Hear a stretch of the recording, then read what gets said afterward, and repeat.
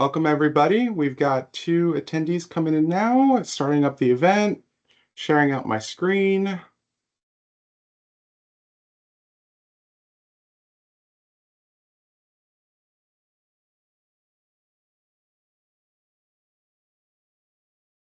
Welcome, Bill. How are you doing today? Very well, thank you. Excellent, Nice to see excellent. you, Ross. Good to see you. We are going to record this webinar for folks to be able to watch. It'll be with the same link that you used to join. It'll be available on demand, but we'll also send an email out afterwards. And almost at the 3 o'clock hour for us to kick off.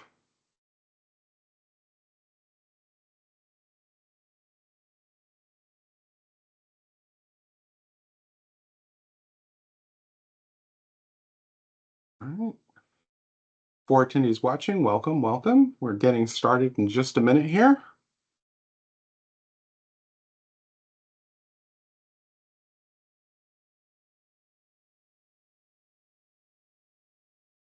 Just a few more seconds to round out the hour, and then we'll get started. All right, excellent. There's the 3 o'clock hour. Welcome, everyone, to the CCP Technologies Windows 10 to 11 Upgrade Project webinar overview. My name is Ross Philbin. I'm the Director of Strategic Initiatives here at CCP Tech. We're assisted behind the scenes by Grace Harrigan, and she'll be answering the Q&A area that we have. So what I want to do is a little bit of housekeeping before we bring Bill in for his intro. You all are on mute. Your camera is off. You can activate and interact with the Q&A in the upper right-hand corner. I've got a little screenshot right there, and you can ask questions, and we will be able to answer them live in this webinar. And you can also shoot an email back to us or ops if you have any questions, and we will get those answered for you. Okay. With that, there's our intro slide for Bill. Very good. Well, good afternoon, everyone. It's my pleasure to welcome you to this webinar. I want to first off thank Ross for organizing and putting this all together. We're here to talk about a very important topic. It may not be the most exciting topic in the world, but it is an important topic. It is necessary for the world to update from Windows 10 to Windows 11, and we have a much shorter runway than we may expect. At CCP Technologies, it's always been our goal to be the trusted IT partner of organizations, and part of that trust is really your belief that we are going to be focusing on continuously helping you find ways to evolve, proactively look at technology, stay ahead of challenges. And a major operating system upgrade, like the one coming from Windows 10 to 11, is one of those major challenges. And it's important for us to achieve our goal to kind of show you a path to get there that will be as simple and as productive as possible for you. Though there is a deadline associated with Windows 10, it goes end of life next October. There are actually some benefits to Windows 11, so we do want to talk about those a little bit today as well. Fundamentally, it's just a much more secure operating system. There are some hardware components that any computer that uses Windows 11 has to have in place that will just make it a lot more difficult for cyber threats to land on your device. For that reason, we, as a kind of fundamental approach to managing our client operations, we simply won't be able to use Windows 10 after it goes end of life. We'll be focused on using Windows 11, and we'll be using that operating system to ensure that our clients are secure, that ransomware threats are mitigated, et cetera. And so we're looking forward to having that as a major benefit in the environment. And the second piece that I want to highlight is Windows 11 is actually just designed to be a more efficient system. You'll notice that your PC boots faster. You'll notice that the RAM has more availability. It's just a better architected operating system. So for both of those reasons, we're really excited about moving all of our clients to Windows 11. It's a big challenge to move thousands of devices from Windows 10 to Windows 11 in a 12-month period. If we divide that up by the number of business days we have between now and the deadline, we have to do like 5 or 10 per day in order to get there, which it may be a little bit more complicated than you would just sort of think. And so we're excited about kicking it off. We're excited about talking to you today about what it's going to be like. And with that, I'm going to turn the microphone back over to you, Ross, to walk us through it. Awesome. Thanks, Bill. Appreciate it. All right. Bill covered it very well. Our presentation, we're going to talk about the end of life of Windows 10. We're going to talk about upgrade options. There's a few options that are in place and available to you all. We're going to go through those and we're going to kind of go over the upgrade process, covering from going from Windows 10 to Windows 11. As was stated before, we're at the 1 year mark. Windows 10 is going to go end of life in October 2025. The question is, what does end of life mean? End of life means that Microsoft will no longer support the operating system, or more importantly, provide security updates for the operating system. So there'll be no more patches available for Windows 10. Any new security vulnerabilities that are discovered in Windows 10 will not be patched and will be used in the wild by our adversaries. So we're trying to keep everybody secured and protected and patched and up to date, and we can't do that if you're running Windows 10 after the deadline. In the end of life considerations, that date is an important date because it's going to expose clients to security risks and compatibility issues. Software vendors are going to stop supporting Windows 10 pretty soon after Microsoft stops supporting Windows 10. So software updates will no longer work with Windows 10 machines. There's security risks with running Windows 10 past its end of life. The same thing happened with Windows 7, 8, 8.1, Vista, XP. All the previous operating systems have all gone end of life. Compatibility issues, we have seen that software has been written for Windows 10, has worked on Windows 11. We've been able to upgrade machines in place with very little fanfare. It is a major upgrade, but we've had good success doing it to machines. Highlighting again, the security risks are ones that we're not going to support ourselves because we want to have a safe threat portfolio and landscape. We want to make sure that we're supporting machines that are supportable. Windows 10 has been around for a few years, but it's time for Windows 11. And at CCP Tech, we're going to offboard machines that are end of life when it comes the time. So if they're not upgraded by October 25th, we're not going to be able to support them anymore. We're not going to be able to patch them anymore, and we're going to remove them from our softwares. So what are our upgrade options? We'd like to do a hardware life cycle of 5 years for business machines. So if your machine is already 4 years old today, that means it'll be 5 years old in October 2025. And what we're recommending is if that's the case for a Windows 10 machine, we would recommend replacing that machine with a new Windows 11 machine. We talked a little bit about security, and Bill mentioned there's a chip that's on these motherboards called the Trusted Platform Module, or TPM chip. They have a few versions, 1.0, 1.5, 2.0. It needs to have a TPM 2.0 chip to be compatible with Windows 11. Windows 11 will not install if there's not a TPM 11 chip, and it will not, in this TPM 2.0 chip, if the processor is also an older generation processor that's not compatible with Windows 11, again, Windows 11 will not install in that machine and it'll need to be replaced. We're recommending that you have 16 gigabytes of RAM. It helps to prepare for the future. There are some machines in the landscape that are less than 5 years old, but only have 8 gigabytes of RAM. We want to upgrade those. So we're also going to have that as part of your upgrade, that we want to install more RAM on that machine. So right now we are running analysis on all the machines in our environment at every client and creating a project plan for each upgrade path, giving you a quote for each upgrade of the swapping out of the machine, getting a Windows 11 machine, getting it set up, installed, or upgrading from Windows 10 to 11 in place, or the RAM install. Those three options. And we'll have a quote for you. We are producing those right now, and we will contact each POC, each point of contact at each client, with those quotes over the next few weeks and months so that you can improve those quotes. Um, Preparing for the transition, we want to make sure that everybody is leveraging OneDrive backup. You can save files directly to OneDrive, but you can also set OneDrive to automatically back up your files. So we want to make sure that everybody has that setting enabled on their machine. I'm going to have some screenshots on the next slides to show what I'm talking about. If you are using Microsoft Edge for your web browser, there's Edge Sync that you want to have enabled. I'll have some screenshots for that.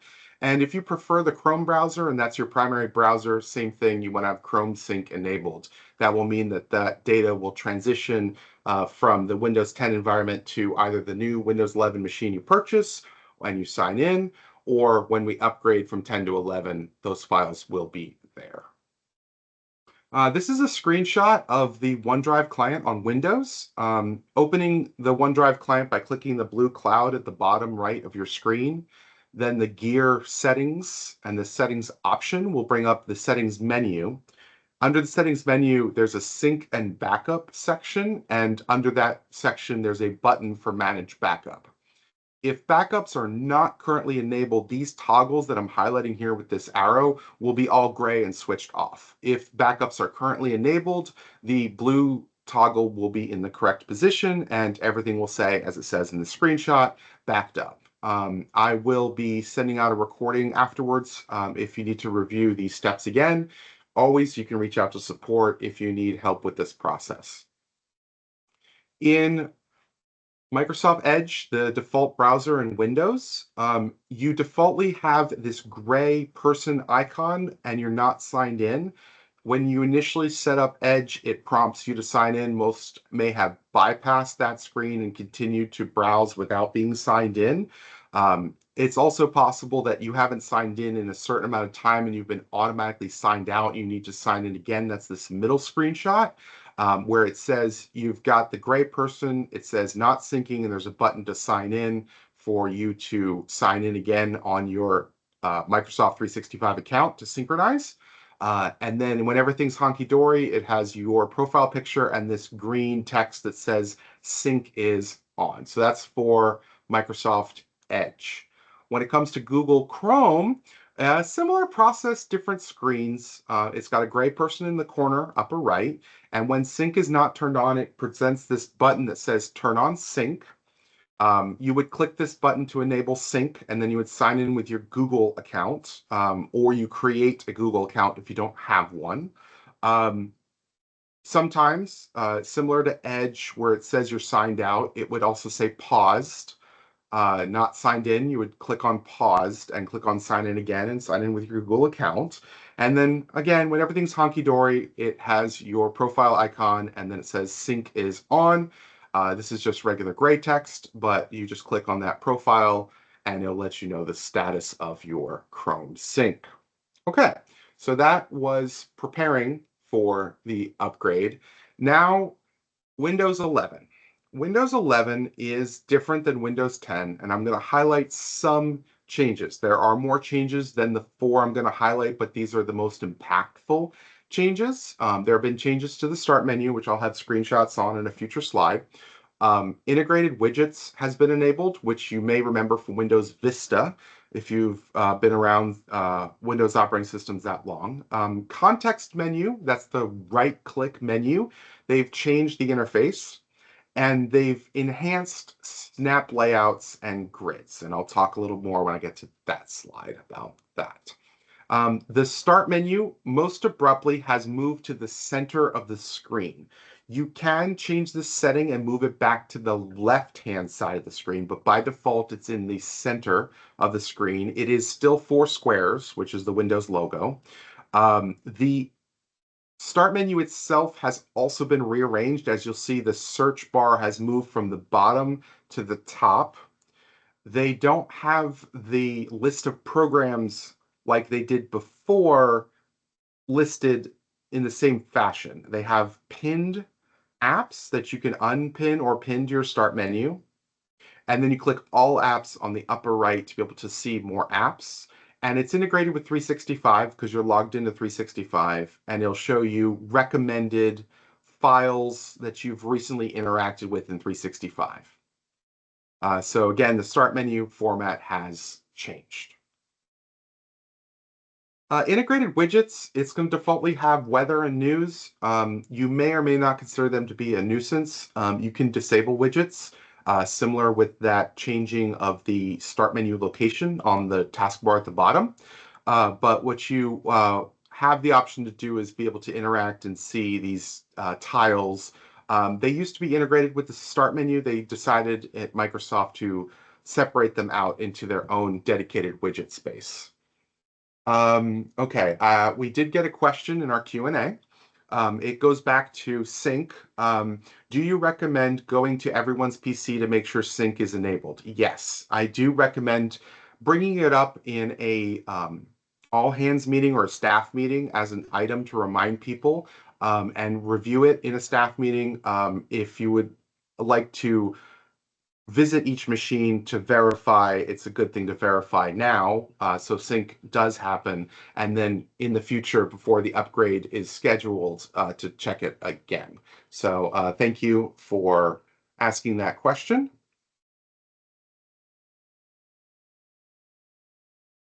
And next slide is going to be the changes to the context menu. So when you have a file and you're in File Explorer and you right click on it, that's your context menu. What you'll notice is cut, copy, paste is no longer listed in the list of options. So if you're used to right clicking and cutting and copying and pasting your files, you'll notice there's new iconography at the top of the context menu. So keep an eye out that you'll have to practice changing your habits. If you use Control C and Control V on the keyboard, that doesn't change, those still work. But if you're used to right clicking and looking for options, you'll notice that they're not listed, they're icons at the top. I'm going to go ahead and highlight that so you guys can see what I'm talking about, and a nice arrow really points to it quite definitely. If you see the list of options and you're used to seeing something that is not in the list of options, they've added a show more options section at the bottom of the context menu. So if you go through the list of options and you're not seeing something you're looking for, click on show more options, and the classic context menu like Windows 10 will show up. So for example, on the left-hand side, open with run as administrator is not in the menu. So if I needed to right click and choose run as administrator, I would have to click show more options to be able to have that appear. Then the last major impactful change is snap grids. Some of you may have practiced this where you move your window on the screen and it locks to the left or right hand side of the screen. They've enhanced it. If you'll notice, there's more grid lines. So when you lock your window to the left, it'll split the right-hand side so you can put 2, or you can split both sides and do 4 windows. While you're dragging your windows, you drag them to the top of the screen and this snap guide will appear. You can also get the snap guide to appear by hovering over the maximize button between the X and the minimize button on the upper right. Okay, those were the impactful changes. This is my last slide. What are your next steps? We are going to contact you if we haven't contacted you already. We're in the process of scoping many clients, many assets, lots of different plans for each client based on the age of their assets, if their assets have TPM 2.0 chips, and if the assets have 16 gigs of RAM or not. We will work with you on an upgrade path and plan individually. Our projects team is working diligently on this right now. We just beg your patience. We're talking about 1,500 assets managed by CCP that are Windows 10, and we have 12 months to upgrade them all. Keep in mind, there's going to be supply chain constraints. We're quoting hardware now, but 2 months from now, the price of the hardware will probably change, and probably change in the upward direction, because we're not the only people upgrading from Windows 10 to Windows 11. So there's going to be more demands on the PC supply chain, and shipping delays and warehouse delays and inventory issues. So just keep that all in mind while we're working on this project. I thank you for the question that was asked. I'm gonna stay on for maybe another 2 minutes to allow people to ask questions in the Q&A. But I thank everybody for their attendance today. I'm going to send out this recording after the fact, and thank you to Grace for being our Q&A guru, and appreciate her help, and Bill for speaking and welcoming everybody. And I thank everybody for their attendance today.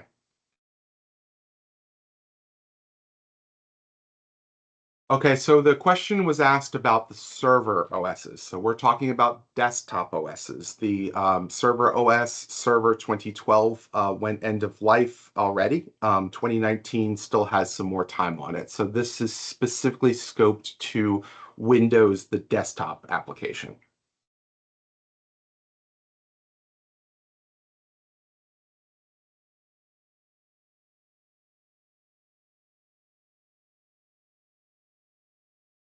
Okay, I'll leave it for another minute for any additional questions that come in.